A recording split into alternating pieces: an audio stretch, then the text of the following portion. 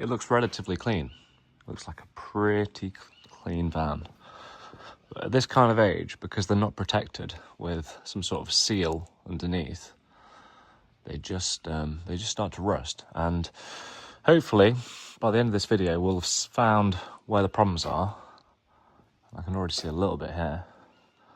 We've found where the problems are and what we can do to fix it, so this vehicle actually is gonna have another life. All right, let's see what it's like. In fact, let's just check out. Yeah, so the airbags, you can't really tell what they're like. They look okay.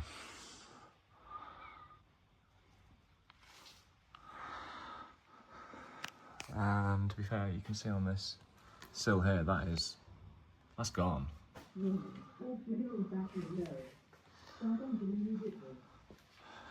To be fair, it's nice to see the engine.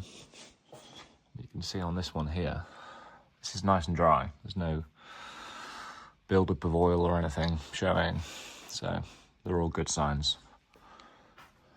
They get the bits and bobs these vans do, you know. They do. They don't cut any corners, really. I have to hand it to them. But yeah, let's wash this vehicle off and see if there's anything more alarming that we need to have a look at. All right. So the stuff that's on the floor could probably date back to about 10 years ago, because there's just no chance this vehicle has ever been washed off underneath before in its life. But this is what you need to do to these vehicles, because not only does it have a flat battery, it does have some welding that's required. Not the end of the world, by the way. You know, this is caught at a pretty good time, because you'll find that the rest of it, for the most part, is really good. I mean, I've spent an hour underneath here. It probably wants another hour really going over it. And then a little bit of prep work, a bit of welding, and then seal it up so it lasts. But anyway, yeah, things like the airbags and some stuff, I'm gonna wait for them to dry off and then have a closer look. But yeah, I can check out the tyres now, see where the dates are on them. And yeah, we can see if any work needs to be done in terms of welding, patches, bits and bobs like that. Oh yeah, when you get to buying one of these ambulances, you'll hear that woman talking quite a lot. So for a number of reasons, these can be a huge pain in the arse. So it's nice to see that we can get some proper springs on here if needs be, if the suspension system fails. And that is a service that we do provide, because in the long run, you're probably going to get issues with your bags.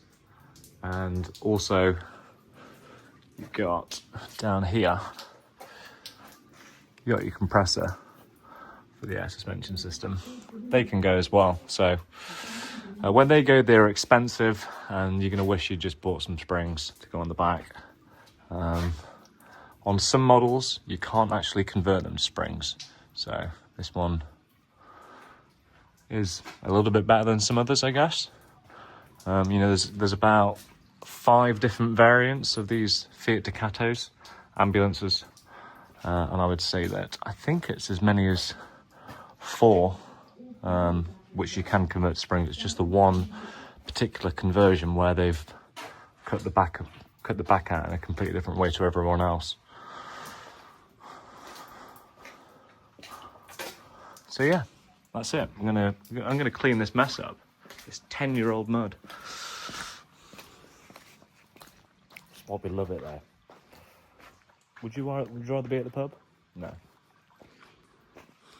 So we've got 2024 tyres on the front, as in they were manufactured in 2024, so they're only a year old, and they are premium Michelin tyres with fantastic tread. 2023s on the back. Same story though, great tread. The airbags are actually in pretty good condition.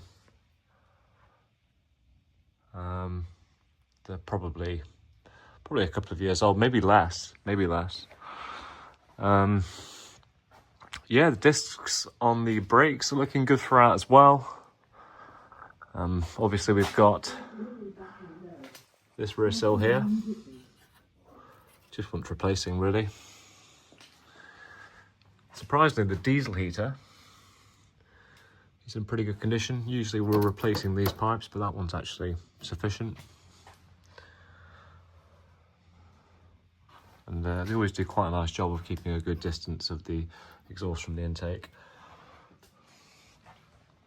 Not really the end of the world. It's obviously been jacked up on a two-poster ramp, and the technician has made a mistake. So yeah, we've got the welding there.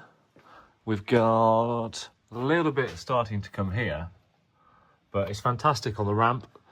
They can often go here, especially towards the rear.